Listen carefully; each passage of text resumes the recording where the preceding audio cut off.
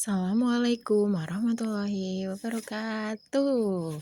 Kali ini aku mau menjelaskan ke teman-teman tentang pertumbuhan, perkembangan, dan perkembangbiakan hewan dan tumbuhan.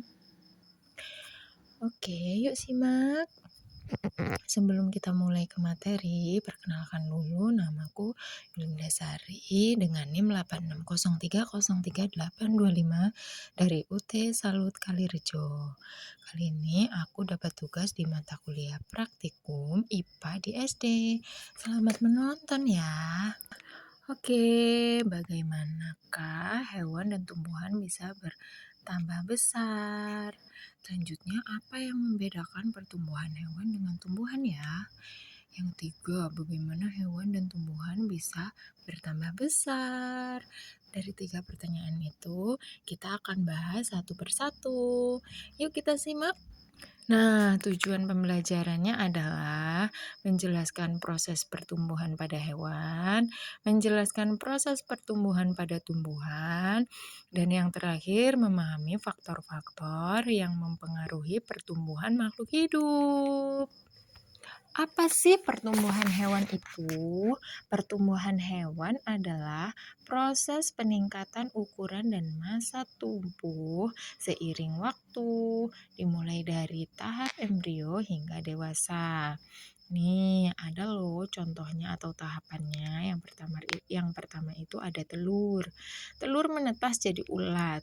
Ulat kemudian memakan tumbuh-tumbuhan dan besar lalu menjadi kepompong. Setelah menjadi kepompong, lalu lahirlah kupu-kupu. Faktor-faktor yang mempengaruhi pertumbuhan hewan. Yang pertama ada genetik, yang kedua ada nutrisi, yang ketiga ada hormon, dan yang terakhir ada lingkungan seperti suhu, cahaya, dan lain-lainnya. Tahapan pertumbuhan hewan yang pertama ada embrionik atau pertumbuhan dimulai dari zigot, yang selanjutnya pasca kelahiran atau proses perkembangan sampai dewasa, dan yang terakhir dewasa pertumbuhan melambat mencapai ukuran maksimal. Di sini ada contoh penelitian yang aku lakukan, yaitu perkembangan lalat buah. Yang pertama, menyiapkan alat dan bahan seperti alat tulis, cuka apel, pisang yang sudah matang, tisu, karet, plastik, tusuk sate, dan gelas plastik. Yang selanjutnya membuat perangkap untuk lalat buah, siapkan wadah yang di dalamnya diisi pisang yang sudah dilumatkan dan diberi cuka apel, aduk rata, tunggu sampai 2 jam. Yang selanjutnya, ketika lalat sudah hinggap pada buah, selanjutnya tutup wadah atau gelas plastik menggunakan plastik dengan cepat karena pergerakan lalat sangat cepat. Kemarin sih aku dapat 3 ya lalat buahnya. Yang selanjutnya, ikat menggunakan karet gelang agar tertutup rapat dan lalat tidak kabur. Yang selanjutnya, tusuk plastik agar ada aliran udara agar lalat tetap bisa bernafas dan tidak mati. Yang selanjutnya, amati dan catat setiap hari perkembangan lalat.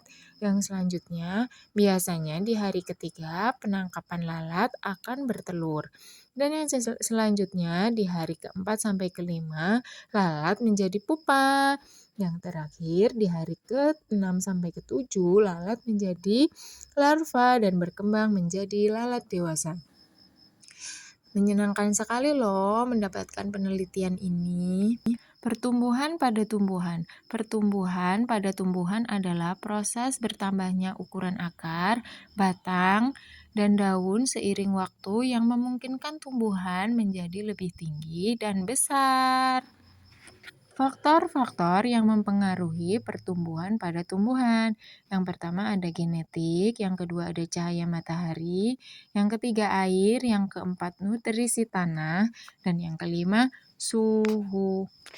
Tahapan pertumbuhan pada tumbuhan yaitu perkecambahan, tahap awal pertumbuhan dari biji.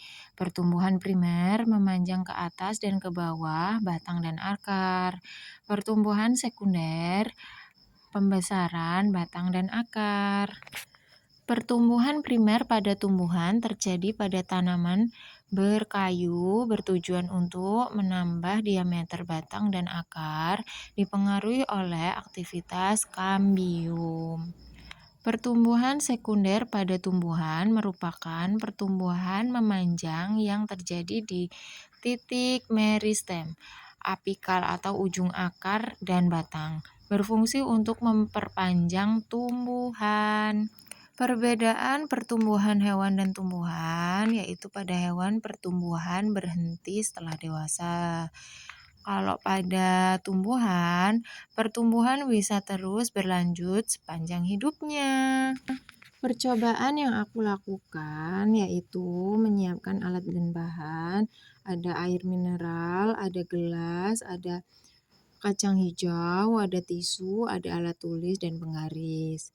Di hari pertama, aku merendam dulu kacang hijaunya sampai sekitar 8 jam. Terus di hari berikutnya, aku saring dan aku siapkan tisu yang sudah aku basahi dengan air mineral ke dalam wadah. Lalu aku masukkan kacang hijau tadi yang setelah aku rendam ke dalam wadah itu. Selanjutnya aku diamkan atau aku biarkan sampai beberapa hari.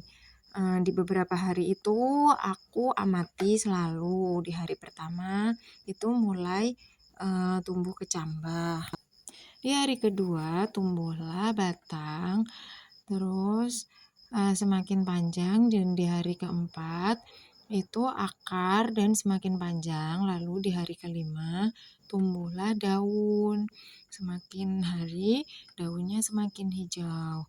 Terlihat pada gambar itu di hari pertama sampai dengan hari ketujuh. Nah, kecambahnya seperti itu.